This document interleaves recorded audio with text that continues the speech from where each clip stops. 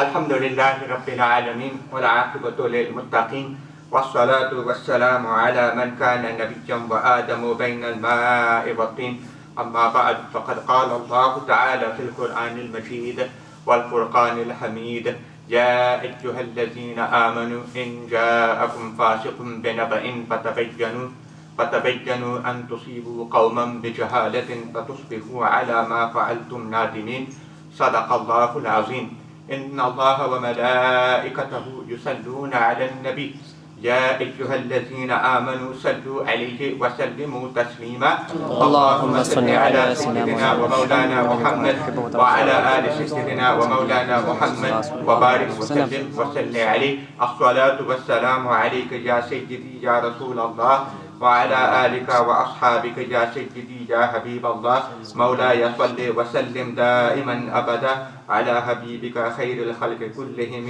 محمد سيد الكونين والثقلين والفريقين من عرب ومن عجم يا رب بالمصطفى بلغ مقاصدنا واغفر لنا ما مدى يا واسع الكرم واجب الاحترام elders, بزرگ, brothers in Islam, Jazakallah for once again attending our monthly study circle, which inshallah ta'ala over the next hour or so will look at the very topical area of fake news and in particular what Islam, our beautiful religion, has to say about this. So inshallah ta'ala, time is very short, as you know. Salatul Maghrib is in just over an hour's time. Inshallah ta'ala, we will have a brief talk.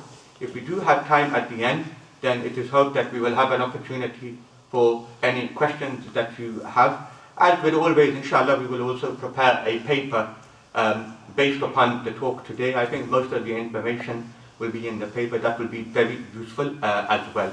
Before I actually start this particular topic on Islam and fake news, I want to take a step back and I want to really talk about something which in my eyes is more important, and that is why we are talking about these particular topic areas.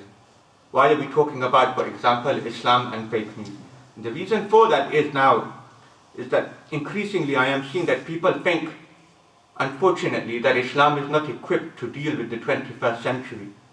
And I want to make it abundantly clear, we all do, that Islam always has answers for you. It had answers yesterday, it had answers today, it inshallah ta'ala will have answers tomorrow.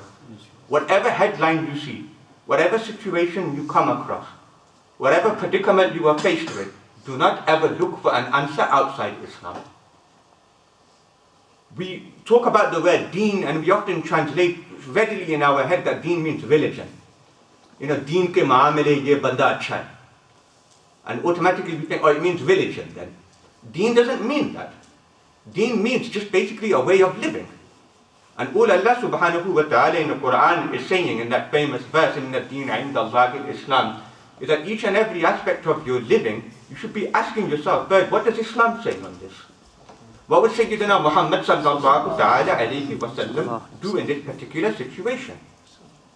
A lot has been said about the whole issue of Khatm al-Nabuwwat in particular over the last few years. Khatm al-Nabuwwat is this belief that we truly believe that Sayyidina Rasulullah alayhi salatu wa salam is the last, he is the final messenger, there is no prophet after him. This is what Khatm al-Nabuwwat means. Khatm al-Nabuwwat as a philosophy, I think people need to understand much better. The whole mindset of it. Khatm al-Nabuwwat basically now means is that you should have that attitude to that philosophy, that my master and my beloved Sayyidina Rasulullah alayhi salatu wa salam, after him, I should not be looking for an answer from anyone else. He is my final authority as well. If he is the final messenger, he means my final authority. I don't need to look at anyone else for hidayat and guidance after Sayyidina Rasulullah alayhi salatu wasalam. So today people think that whatever is happening in our headlines today, we don't have answers for it. Or we need to go to the experts who are non-religious experts. Nothing could be further away from the truth. On fake news, Islam has a perspective. On Brexit, we have a perspective. On mental health, we have a perspective. On obesity, we have a perspective. If you have trouble sleeping at night, if you have insomnia, we have a cure for you. Do not look for answers outside Islam. If you are suffering from stress at work, we have answers for you. Do not look for answers outside Islam. Whatever your social, political, public, private issues are, Islam always has the answers to that. So this program, it is hoped, and inshallah we will do many other programs on this, is to break this unfortunate mindset of our youngsters sometimes who unfortunately think that Islam is separate and our lives are something else. And that Islam gets involved when it's Eid al-Fitr or Eid al-Adha or Ramadan or when someone's passed away. But when it comes to my career, my education, my lifestyle and my leisure, I am allowed to do whatever I want and Islam takes a backseat. This is not the attitude we should be having. Islam will always have the answers for all of our questions. We need to educate ourselves. We need to scratch beneath the surface to truly understand that. So inshallah ta'ala, we will try to understand it. Do not think for one moment, and sometimes our youngsters get caught up in this, and they think, well, how can Islam answer questions when Sayyidina Rasulullah alayhi salatu wasalam lived so long ago? How can he be a role model, our youngsters sometimes think in their heads, when he lived in a very, very different climate and environment to ourselves?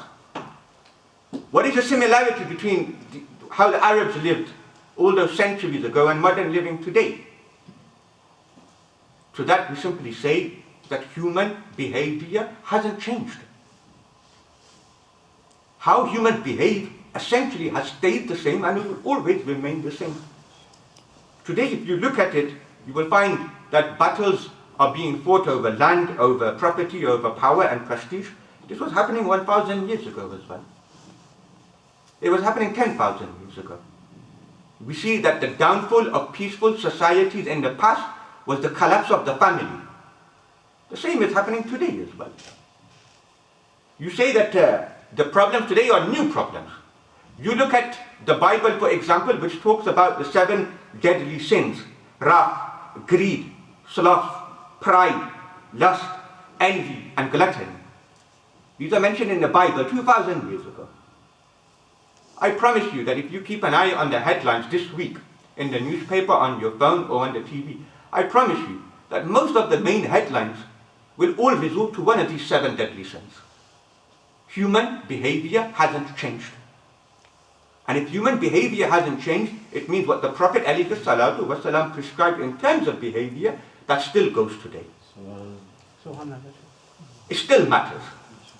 So this is the background, this is more of a holistic background look at it before we actually go into the actual topic area, inshallah ta'ala, upon fake news. So we will start, inshallah ta'ala, with a very simple definition of what fake news is.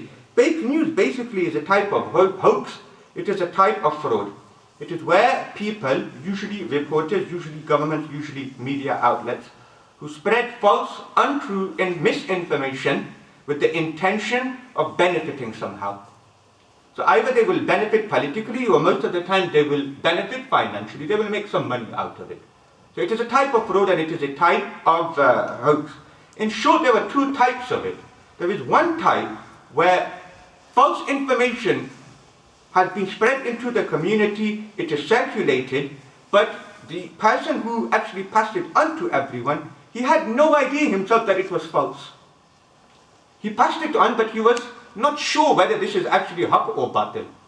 To a large extent, this is somewhat excused.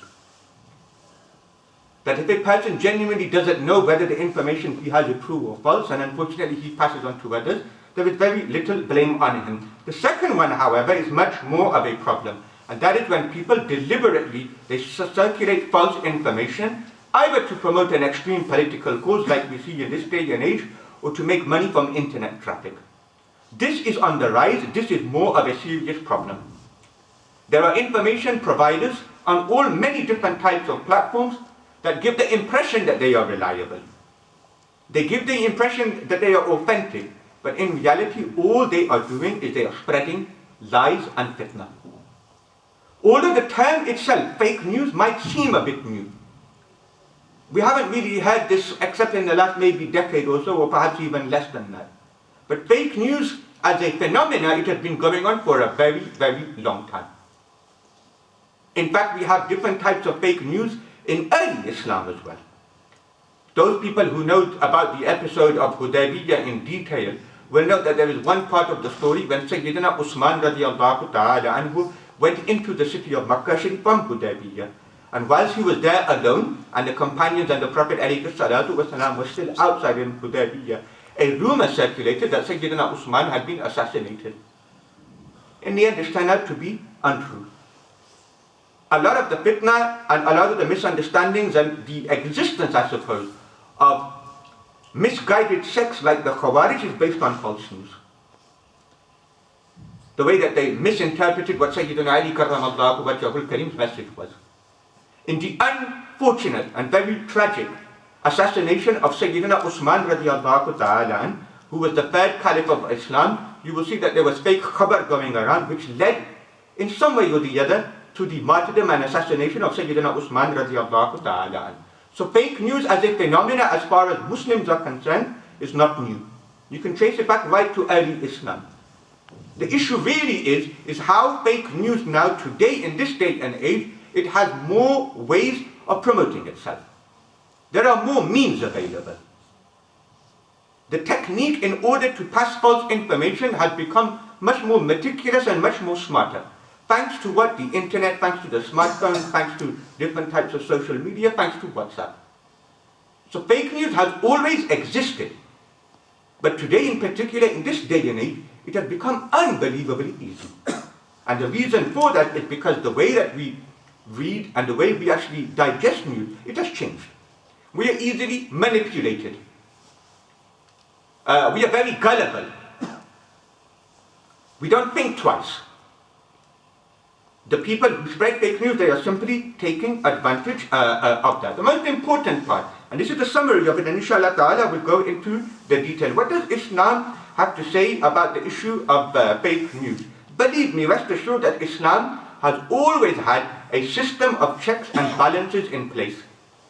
It has always had a system to ensure that fake khabar, fake news will never become part of Sharia, part of our tradition, and part of our literature.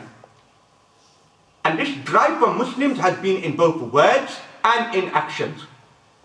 The words derive from the Holy Quran, which 1,400 years ago made it very clear that when a person comes along with some khabar, in particular if he looks like a fasik, a person who is a wrongdoer, then you cannot, the Quran says, accept that news at face level. You have to investigate further. You have to deliberate. It is an amr from the Holy Quran, a command and an order. So the words are from the Quran. In words, Allah subhanahu wa ta'ala makes it clear that we have nothing to do with fake news. In action, what we will see is that in all of our disciplines, we have had systems, we have had checks, we have had balances to ensure that misinformation is not found in our books. In all of our disciplines and in all of our fields. In particular, however, the discipline of ilm al-hadith. If you study this in detail, you will see that it had a brilliant system to ensure that false information, in particular sayings which have been ascribed to the Prophet which he did not say, lies basically and forgery, what we call mawdu'ats, they do not come into the books, into Bukhari, into Muslim, into the Tirmidhi Sharif. We as Muslims have had to face fake news in the past. And it was much more serious than we see today.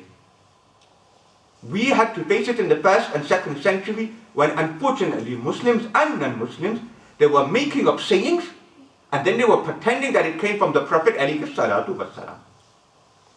A serious problem at the beginning of Islam.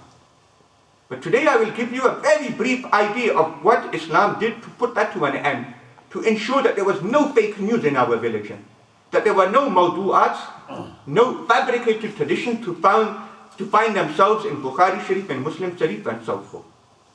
So in short, although this topic area is unbelievably vast and there is so much to say, time is unbelievably short, today what I am going to focus on is 4 areas about what Islam has to say on fake news.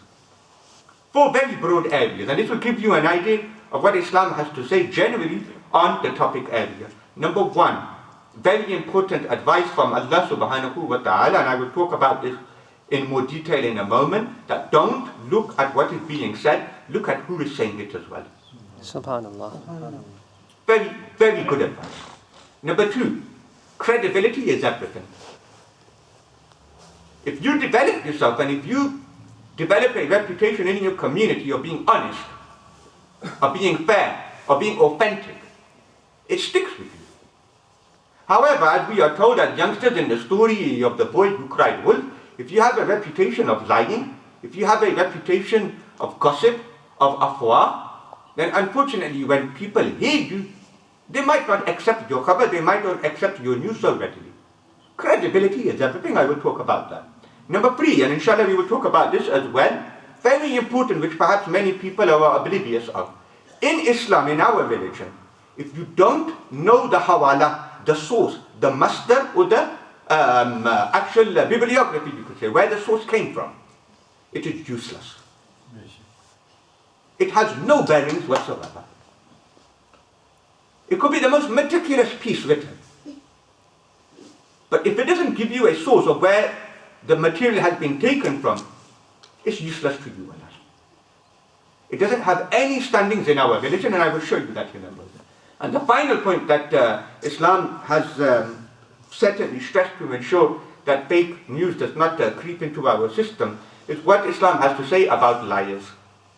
We hate liars. Liars, as far as we are concerned, they are recipients of the la'na of Allah subhanahu wa ta'ala. La'natullahi ala al-kadhibin, the Quran says. They are the worst type of people. When you look at what Islam has to say about liars in particular, you will see that how serious we take the whole issue of fake news. This is just a summary, a brief idea of 4 points, simple points about what Islam has to say about fake news. Very briefly, I will talk about those 4 points, about what Islam has to say, and inshallah ta'ala, I will talk about the first part which says that don't just look at what is being said, look at who is saying it as well. Where does this come from? Well, the whole directive of this, it comes from the Holy Quran, in that verse that I recited at the beginning, in which Allah in Surah Al-Hujurat says, Ya ayyuhal ladhina amanu, O believers, in ja'akum fasiqun binaba, that if a fasik, a wrongdoer, a person whose reputation is unknown, if he comes to you with some kind of important news, fatabayyanu, don't accept it wholeheartedly, verify it, check it, do your homework. Why? Because if you don't, أَن تُصِيبُوا قَوْمًا بِجَهَالَةٍ فَتُصْبِحُوا عَلَى مَا فَعَلْتُمْ نَادِمِينَ. Because you don't do checks at the right time, it could lead to regret later. The story behind this verse is worthy of mention. We call this in Arabic, and we call this in our religion, Shane Nuzul. That when a verse is revealed, when you look at what context, when in the Prophet ﷺ's life this verse was revealed, when you look at that, you call it Shane Nuzul. So the Shane Nuzul of this verse certainly is worth looking at. Hafiz ibn Abi Darar, he reports that this particular verse, Ya ayyuhalladhina amanu in ja'akum fasiq, that it was revealed regarding one particular person. His name was Walid ibn Uqba. Walid ibn Uqba was sent by our Prophet ﷺ to the nearby tribe of Banu Mustalaq. And the Prophet instructed Walid that when you get to this tribe of Banu Mustalaq, your simple duty is to collect the zakah money. They have collected the annual zakah, come back with it. These are the simple instructions given to Walid by our Prophet ﷺ. Walid had history with Banu Mustalaq in the time of ignorance, Jahiliyyah. They had run-ins before. Tensions had existed. Shaitan got it into the head of Walid that when I get to Banu Mustalaq, when I present myself there, the chances are that the tribe will remember those old days. They might attack me, they might even kill me. So on that basis, Walid, he became unbelievably worried. He was en route to Banu Mustalaq, that tribe. He eventually decided not even to go there. He turned back. When he unfortunately presented himself to the Prophet ﷺ, he told fake news. What did he say? He said, Ya Rasulullah, I went to Banu Mustalaq, I asked for the zakah money, they denied the zakah money, so I have come home. They refused to give it. The Prophet ﷺ became very angered. During those days, at roughly the same time, one member from Banu Mustalaq happened to journey to the Prophet ﷺ in Medina. And this person, he came to the Prophet from Banu Mustalaq and he said, Ya Rasulullah, we heard you were sending a representative to collect the zakah. Ya Rasulullah, we had every single intention to show respect to him and to give him the zakah money. Ya Rasulullah, that man didn't even turn up to the community. Allahu Akbar. The Prophet ﷺ now had different contrasting reports on what had happened. So what did he do? Our Prophet ﷺ, he prepared a very small dispatchment. He prepared Khalid bin Walid radiallahu ta'ala, and he said, you go secretly to Banu Mustalaq. Go by night. Go discreetly, in a stealth manner. Turn up and see whether there are visible signs of Islam in the tribe of Banu Mustalaq. If there are, approach the community, take the zakah money and come home.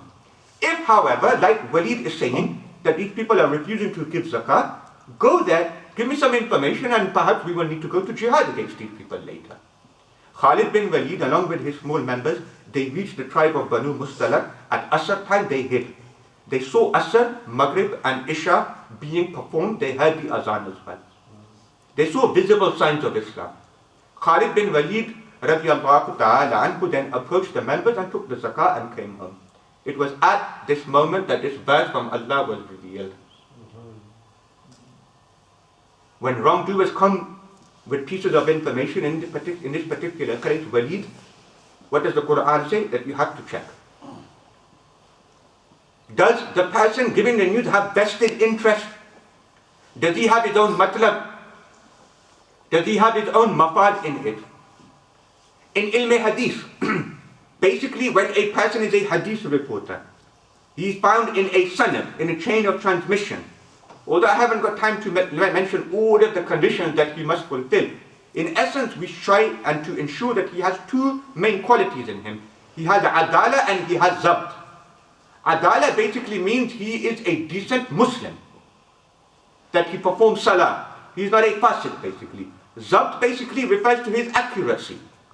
That as a reporter he must be able to hear things, memorize it, preserve it, and then pass it on to others.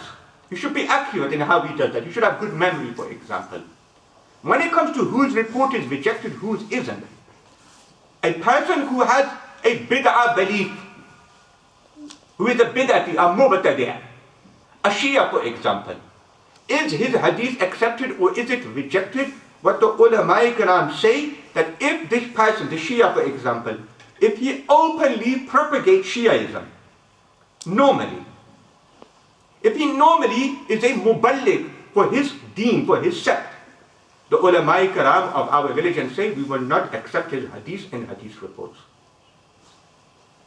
Why? Because if he is promoting Shiaism outside, he has vested interest now. When he is reporting hadith, he might be actually putting his vested interest of his sectarian beliefs into the hadith. No, we don't want that. We are not going to accept it. Or to word it differently, he has vested interest. Allah in the Quran, 1,400 years ago, is telling us, don't just listen to the news. You need to know who is saying it. You need to know their background. You need to know their validity. So today I would say, practically, is that in order to know the difference between fake and real news, you need to know the vested interest of the major media outlets. You need to know that where does the Times newspaper feature on the political spectrum? Is it right-wing or is it left-wing? Who owns the Times newspaper? You should know that. It makes a big difference of how the news is reported. The same goes for Sky News, the same goes for Fox News, Al Jazeera, RT Today, whichever news you read. They were vested interested in these. They have their own very particular political stance and position. This is often reflected in their headlines. People by nature, when they give you khabar, their own actuality, it comes across. There is nothing as 100% being objective. A simple example, if you were to ask me after the program, ask me outside here, Hafsab, tell me who do you think is the best football club in the world? You know very well I'm going to say Leicester City. Hafiz, which year was the best Premier League year in the history of the Premier League? You know I'm going to say 2015, 2016. Hafiz, who is the best player ever to have graced the Premier League? You know I'm going to mention a Leicester player, for goodness sake. What is this? It's partiality and impartiality. My background, it comes across, does it not? There is one reporter, the reason I said that, there was one journalist, is a Muslim journalist. I spoke to him this morning, he's in the Middle East right now. He said to me, he said, you have to remember that 75% of all journalists, They are white, middle-class males from Oxford and Cambridge. They come from a very certain type of background. Do you not think that is going to be reflected in the news that they report, that they write, that they actually put across? In this country, for a long time now, people have been saying that the rights of the disabled, the rights of women, the rights of the minority have been asserted, have been neglected. We don't hear enough about them. Well, when the journalists, 3 and 4 of them are white, middle class, you are going to get that. So vested interest is very, very important. The second point, credibility is everything. This is so important. Character and reputation, it plays a massive part in your communication. The best example is the example of Sayyidina Rasulullah alayhi salatu wasalam. The Arabs, no matter how much they hated our Prophet, his enemies, the Abu Jahls and the Abu Lahabs of the world, they knew very well that quite simply the Prophet alayhi salatu wasalam never in his life he lied or he cheated people. He never even told a white lie. We are talking about before the public announcement of Nabuwah, we are talking afterwards as well. He built up a credibility. So much so now, that by the time it came to the night of Isra wal Mi'raj, confidently he said to his companions the next morning, that in the space of one night I went to Al-Qudus, I went to the heavens, I saw Jannatul Firdaus. All of the companions said, Labbaik Ya Rasulallah, we believe you. Subhanallah. Credibility. The response of Abu Bakr in the morning radiallahu ta'ala was what? It was a reflection of the Prophet alayhi salatu wasalam's credibility. Subhanallah.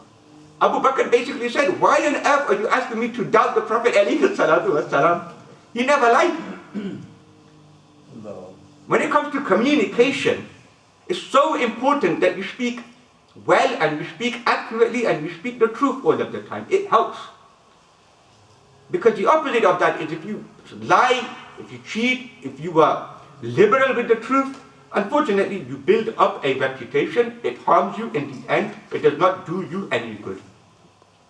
Today, and this is part of it as well, is that there are a lot of people on our media outlets, there are a lot of individuals who quite simply have built up a reputation now.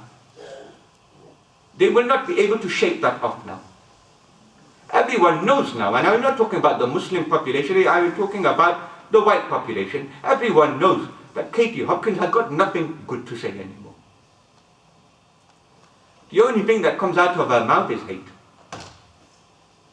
If tomorrow Katie Hopkins was to say a good thing, something positive, it will probably be ignored. In the unlikelihood of that. The same with Donald Trump. He has a reputation that precedes him now. If tomorrow Donald Trump actually says something good about women, something good about Mexicans, something good about Muslims, we are all going to reject it. We're going to say this is abnormal coming from him. His reputation has preceded him. The Daily Mail is one of this country's oldest newspapers. There used to be a time when it was respectful as well. The Daily Mail, Allahu Akbar, it dates back to 1896. Only in the last 3 or 4 years, its reputation has gone into the dustbin. Almost a tradition of 130 years, they have destroyed it in 5 years flat. Why? Because of the amount of fake news they are putting out. Everyone knows that their stories, they are twisted, they are distorted. So much so, Wikipedia has said that if you are going to add information to our website, the Encyclopedia Online, they have said, we do not want any references from Daily Mail. Why? Because in our eyes, Wikipedia is saying that Daily Mail, they have no reputation anymore, no credibility whatsoever. Tony Blair was the Prime Minister of this country for an entire decade. He did do some good. Not in my words, but in the words of the likes of Andrew Marr, who is a respectful journalist in this country, a historian. He has said, no matter what good Tony Blair did in this country, his reputation was ruined by the Iraq War. And what part of the Iraq War ruined him? It was the fake news dossier that he prepared in order to justify the strike on Iraq. That 45 minutes rubbish. No matter what Tony Blair says today, people don't look at him in a credible way. They say, you are a liar. You made this country go to a war over a fake dossier. when it comes to reputation, follow the footsteps of Sayyiduna Rasulullah alayhi salatu wasalam. He was the best example. Become such a person in your community where people will hate you. People don't like you as a Muslim, but they will still admit that Muslims are fair. Muslims are decent. Muslims tell the truth. Muslims, they still have some usul and principles in their life. This is very, very important. Number 3, what does Islam have to say about lying? Fake news? Quite simply, lying has no place in our religion. Our religion is based on the truth. Allah subhanahu wa ta'ala has many beautiful names. One of the beautiful names of Allah subhanahu wa ta'ala is Al-Haq, the truth.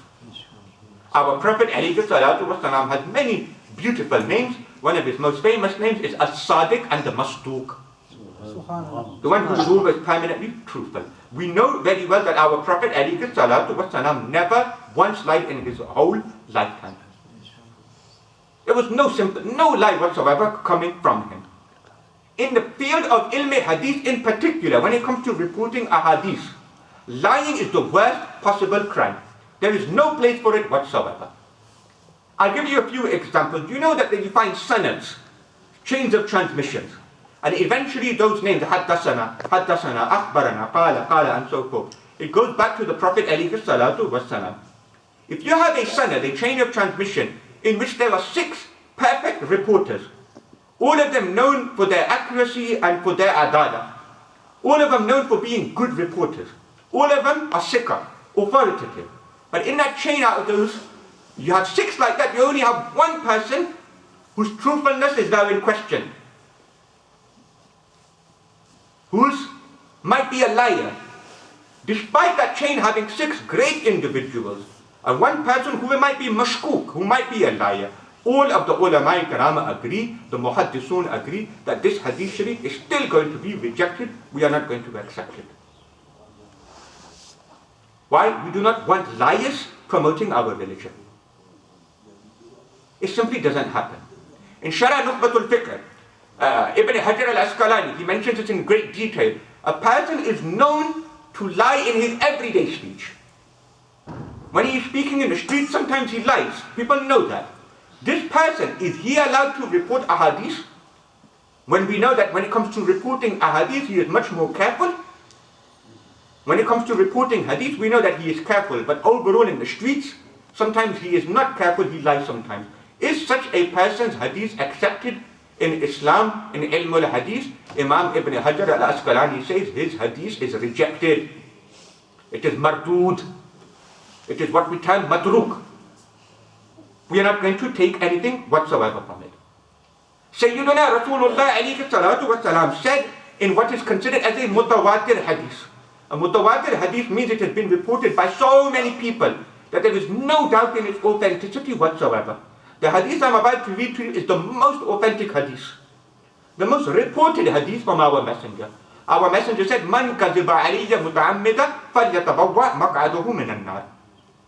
Our Prophet ﷺ warned that whosoever lies against me deliberately, our messenger said, he is going straight to the fire of hell. You should start preparing his abode now.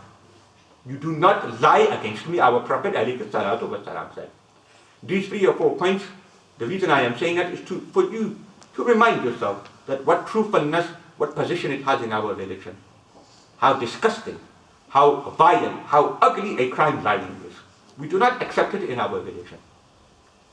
There is on this hadith sharif, and you do need to mention this, is that when we read ilm hadith, then we read about a particular sect which featured in early Islam. The name of this sect was the Karramiyah. The Karramiyah, they had this hadith sharif.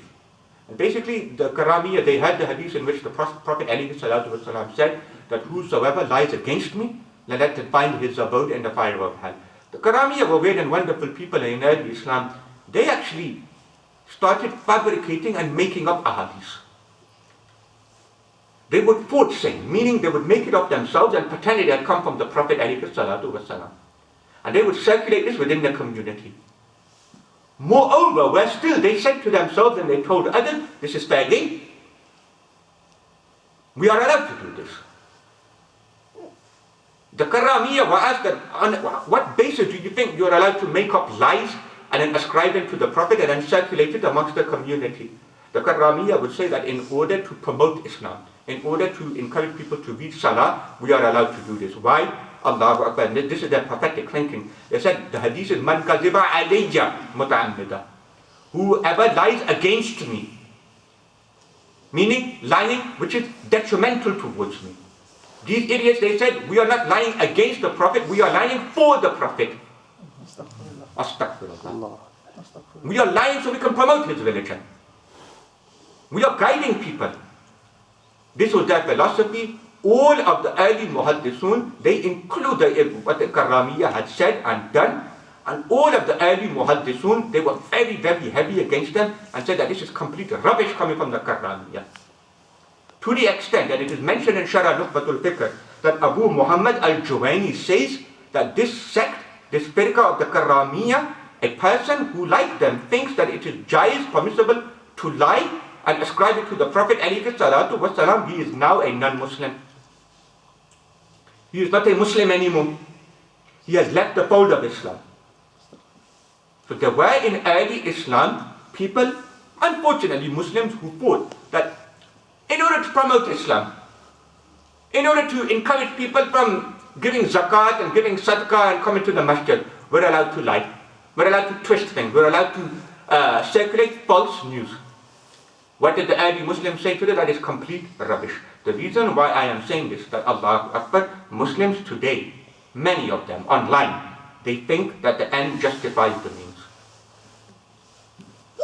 There are Muslims now out there who think that in order to promote and preserve Islam, we are allowed to lie, we are allowed to create fake news.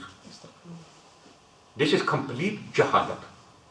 We do not need liars, we do not need lies to promote our truthful religion. The whole idea, it sounds weird to lie in order to promote the truthful religion. It's like trying to steal water in order to perform wudu. It's like mugging someone in order to give zakat. Would you mug someone in order to give zakat? You wouldn't. So why on earth would you lie in order to promote the haqq, the truth? This is a serious problem, and I will show you 2 or 3 examples of that. This on the left here is a tweet that actually went out this week. It came from our Muslims. You might have actually seen this week. You might have received it via WhatsApp. Only this month, a supposed tweet came from Bill Gates. And it was shared by Muslims, in which he asked people to consider how many animals are killed daily for KFC, for McDonald's and so forth. And yet on the annual Qurbani, sometimes the non-Muslims, they kick up a fuss. So this is the actual tweet that went out. A lot of our Muslims, they retweeted, they said, wow, subhanallah, look, Bill Gates is on our side. It was fake news. Bill Gates never even said that. What some person did was basically they took the tweet from someone else. The words are exactly the same. This was retweeted many, many different times. And they just basically took the exact word. You will see every single word, even the more colloquial part of the sentence. Free and you all use your mind. Like Bill Gates would actually say that. They've taken it, copied and pasted it and pretended to come from Bill Gates. It's a lie. It's a blatant lie. And Islamically speaking, there is no justification for this whatsoever. We don't need liars to promote our religion. No matter how many times they get retweeted. In November 2017, again on Facebook, on Twitter, in particular on WhatsApp, messages were flying around in our community. It was at the time of the Mawlidun Nabi alayhi salatu wasalam, November 2017. And messages were flying around in English, in Urdu and in Arabic, that the Saudi authority have finally acknowledged the 12th of Rabi'ul Awwal as the Prophet ﷺ's birthday. Not only that, but now the 12th of Rabi'ul Awwal, Allahu Akbar, in Saudi Arabia is a national holiday. I myself personally was there, alhamdulillah, in the Haramain only a month later. I asked the people, I asked the locals, the Pakistanis, the non-Pakistanis, the Arabs, I asked whoever I could. They said that's complete rubbish, there was no public holiday here whatsoever. For those people who sent out this information, what on earth are you getting out of it? There is no purpose in that whatsoever. Going back with what Muslims get up to, in November 2016, there was a phenomenon throughout the entire world, something called the supermoon. Do not ask me for the scientific explanation of what a supermoon is. Nevertheless, it was a beautiful, larger than normal moon. Many people throughout the world, especially at the iconic landmarks, they would take beautiful pictures and they would put it on Twitter, Instagram, and so forth. Subhanallah, it was wonderful. Here is a selection of some of the pictures that people actually put up. Our Muslims decided to get on the bandwagon as well. This done around, and alhamdulillah, I saw this picture, I retweeted it as well. That the supermoon is perfectly balanced between the two beautiful minarets of Al-Madinah, Al-Munawwara. I fell in love with this picture. Allahu Akbar. 2 days later, I realized that it was a Photoshop job. I don't understand what people are actually doing with this, why we are doing it. We do not need liars. Our religion is based on the truth. Even before fake news became a problem in our community, moon sighting, especially at the time of Eid al-Fitr, is a very, very serious problem. Thanks to fake news, that is going to become even more of a serious problem now. We don't know how it's going to go. In years to come, I can't imagine that decreeing or finding out whether the moon has been sighted in Africa or in Nigeria or South Africa. I don't think it will become easier, despite the advent of great technology. Technology, if anything, has made life a bit more complicated, let's face it. It hasn't made things easier. I think the old days of getting information from one person to the other in many ways was more romantic, it's more accurate as well. So these things are very, very important in our religion. We absolutely detest liars. Online is not justified. In the name of Kashmir, in the name of Palestine, in the name of our Prophet alayhi salatu wasalam, in any cause currently, you cannot lie. We are not going to fall to their standards. Time and time again, people broke the promises with our Prophet alayhi salatu wasalam. Never did our messenger turn around and say, well, now in return I am going to break their promises. If other people are indulging in fake news, we stay ahead of that. And we stick to the haqq. The final point that inshallah ta'ala we will share about how Islam stops fake news is a very, very simple and important maxim.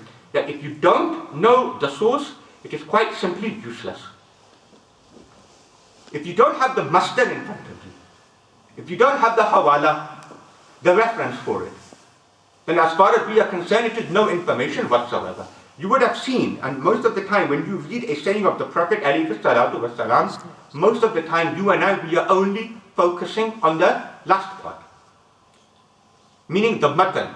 قال رسول الله إنما الأعمال بالنيات لا يؤمن أحدكم حتى أكون أحب إليه من والده ووالده والناس أجمعين. You focus on what the saying of the Prophet or the action was. This is only one half of a hadith. This is only one part of it. A hadith is only considered as a hadith when you have the second part of it, which is the sanad or the chain of transmission, the hawala, the masdar and the reference. Where did this hadith come from? Who heard it? Who did he hear it from? Who did he hear it from? Without this sanad, the hadith, unfortunately, it does not have any authenticity in our religion. As a hadith scholar, if I say قال رسول الله صلى الله عليه وسلم alone, it does not mean much. I have to provide the sanad, I have to provide the hawala. In our religion, you cannot get away with just saying, oh, he said it. You have to name the source, you have to know it. Again, this is an example from early Islam from the field of the ilm al-hadith.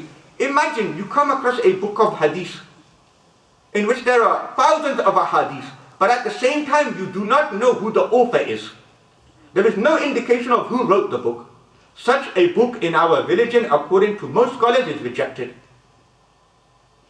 Why? We don't know where it came from. So in our religion, the hawala is unbelievably important. We must do something about that. Again, this is advice which I think we have neglected in this day and age. We are very gullible. Fake news has been allowed to flourish because we don't double check things. We don't check the author. We haven't read enough, so whatever we do read, we simply buy that as the truth. And unfortunately in this climate, fake news is now developing and it is flourishing. In particular, you have to admit that it's happening on WhatsApp very, very rapidly and increasingly. People see the news, they don't actually look at the reference, they don't actually do it, they readily accept it. And the most ill and corrupt people of society, they are taking advantage of that. I'll give you a very, very simple example. On 14th of July last year, 2018, a Tommy Robinson march took place in London. In reality, there were only a handful of supporters there. But that did not stop Tommy Robinson's own supporters from putting their false propaganda online. So this is one of the tweets that one of his supporters put out. And in that tweet, which was retweeted thousands and hundreds of thousands of times, a picture was put there which showed hundreds of thousands of people and said that this was the Tommy Robinson and pro-Trump rally today in London, 14th of July 2018. And they give the impression that there's so many thousands of people out there. Allahu Akbar. People, they see this, they see the crowd, they buy it, they don't question it for one moment. This picture, rest assured, it is not from London. It is actually somewhere else. This picture itself is from Cairo. They just took the picture, was probably from the Arab Springs, and they pretended it was London. People, unfortunately, buy it. They don't question it twice. Why is this happening? It is happening because people, they do things and they see things and they don't question it. More recently, in March 2019, many images and clips were shown in India, again via WhatsApp, supposedly showing the success of Indian airstrikes on Pakistani territory. So this is a picture that was circulated amongst the Indians, showing that, look, these are the airstrikes that have been done by India on Pakistan. Look at how much destruction has taken place in Pakistan. This was the news that was going around. The picture in reality, Allahu Akbar, is really a picture of an earthquake going back to 2005 in Kashmir. They take the images and they do that. Right now, and it's very, very unfortunate, in India in particular, is that there is a whole new tide of nationalism, of anti-Muslim hatred. And there are many, many people, many observers, who have said that it's the phone that has caused this. In particular, WhatsApp. People of the village, people of less education, when they see a video, they don't question it. And when they're told that this is a bunch of Muslims beating up a Hindu, they get enraged. They buy it without actually looking into it. That video perhaps is something completely different. Most of the time it's a video from Mexico or from the Hispanic community. And they just put the picture together and put a narrative together, and unfortunately people buy it. It doesn't look good. So because of our gullibility, unfortunately, it is becoming easier and easier to pass off information. Whenever you send a message, it happens all of the time now, is that many Islamic messages are forwarded onto WhatsApp. There are long messages. I scroll down to the end. Most of the time at the end, I haven't got a single hawala there. It doesn't tell me which book it is from. It doesn't tell me the hawala. It doesn't tell me the publication. For me, as far as I'm concerned, I delete that straight away, immediately. It means nothing to me. If I cannot trace it, it means nothing to me. Were I to pass that on to others now, knowing that the reliability is in question, on the day of Qiyamah, I am responsible for that. I have to understand that as well. Where on earth have we got this attitude, and where Islamically have we basically developed this attitude of forward as received? Make it viral as possible. This is against Islam. Islam says that when you have information, it is your duty to check its validity. Only then can you pass it on. So please be very, very careful when you receive a message and it tells you automatically, you must be following me, or you must be forwarding this on, or you must be retweeting this. Be very, very careful about this situation. Sometimes it can be very detrimental to our situation. To conclude, just some practical tips about this. The problem of fake news, unfortunately, will not disappear in the near future. The problem of fake news is now a national, it is an international problem. There are many different conferences going on at this moment in time, where very elite senior journalists from the BBC, from the Times, from the Sky, they are looking at this whole issue and they realize that how much of a problem this will become in the near future. As it stands, therefore, the solution to fake news or the problems of fake news, they are not going to disappear. It seems that we are here, it's going to happen for a long time to come yet. Having said all of that, ignore it. What is happening on the national or international level, let it happen. As Muslims, we always look at the grassroots and what we can do. We never look at the international problem or the national one, we look at the grassroots level, say what change can we make? For Allah subhanahu wa ta'ala, in the famous maxim from the Holy Quran, does not change a community until they themselves change. So what can we do to ensure that we can stop this fake news? What can we do to ensure that this does not become a problem in our community? By all means, share news. This part is very, very easy. I mean, it only requires a click of a button. But please, get into the habit of checking it before sharing. Do not forward things if you are not sure of it. And I think our Prophet ﷺ had some perfect words when it comes to this kind of whole habit that we have developed. He gave a very stark warning and he said, "Kafa bil mar'i kadhiba an yuhaddith bi kulli ma sami', aw kama qala." A person, it's sufficient for a person to be considered as a kazab, as a liar, that every single thing that he hears, he passes it on to others. He never thinks twice about what he is passing on. In the words of our Messenger, ﷺ, such a person, he is a liar now. When you receive information and you are about to forward it on, think to yourself, apply the triple filter test, supposedly from Socrates. Ask yourself, before I pass this on, is it good? Is it truthful? Is it beneficial? If it fulfills these three conditions, that it is truthful, it is good, and it is beneficial, only then should you be passing it on to others. When it comes to spotting fake news in particular online, so much guidance that the people from the BBC, from the likes have given. Do check that, make sure that the page itself, it looks decent, that the website does not have a poor format. If the image looks unreal, sometimes that is an indication that it is fake news. Fake news is easily spottable by the spelling, by the grammar, and by the punctuation sometimes. You can also check the name of the author. Run a quick Google search on him, find out if he is a credible author, if he is an author. Has he written other books? So sometimes these are the simple things that we can do to stop fake news becoming an issue. The final point I have to say, it's rather unfortunate that I have to say this, that what took so long with fake news, I mean, let's face it, we should be accustomed to this kind of thing. In this current climate, after all, we have seen fake brands, we see fake companies, we see fake labels, we see fake deaths, we see fake personas, fake money, fake profiles. Allah, we have everything fake nowadays. So fake news, let's face it, was inevitable. But in this horrible, in this dangerous, in this very, very sensitive climate, please, never leave the blessed feet of our Prophet ﷺ, for all your answers lie with him. Khatm al-Nabuwwat means something. It doesn't just mean, it's not just a legislation, Allahu Akbar, which is what it's been reduced to. Khatm al-Nabuwwat is an attitude, it's a disposition to life. That whatever I come across, I know my Prophet ﷺ is my final authority. He's going to have answers for me.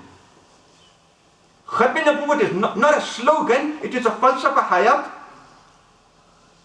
Khatm al-Nabuwwat is not a political tool, it's a way of living your life. People need to understand what Khatm al-Nabuwwat really, really means. So whatever problem you see today, we have classical solutions. Modern problems, classical solutions. Why? Because human behavior hasn't changed. If you want to know what the best thing we can do to reduce the horrible fitna of fake news, please allow truthfulness to come back onto the agenda. Speak the truth. Remember that this is a great prophetic quality. The quality which made our Messenger ﷺ the most outstanding man ever to have existed.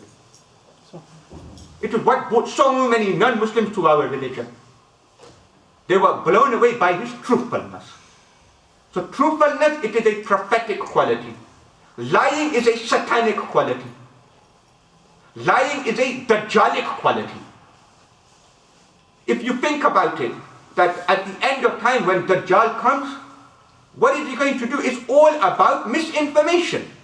He's going to show the fire, in reality it is Jannat. He's going to show Jannat, in reality it is Jahannam. It's misinformation.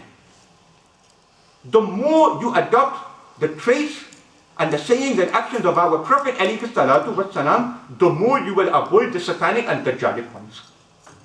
And when it comes to truthfulness, Allahu Akbar, certainly we need to adhere to this great prophetic quality, a quality which is found in all of the prophets and messengers. May Allah subhanahu wa ta'ala make us amongst the Sadiqeen. May Allah subhanahu wa ta'ala enable us all to take the companionship and suhbah of the truthful people. Ameen. Wa ma alayna illa al-balagh.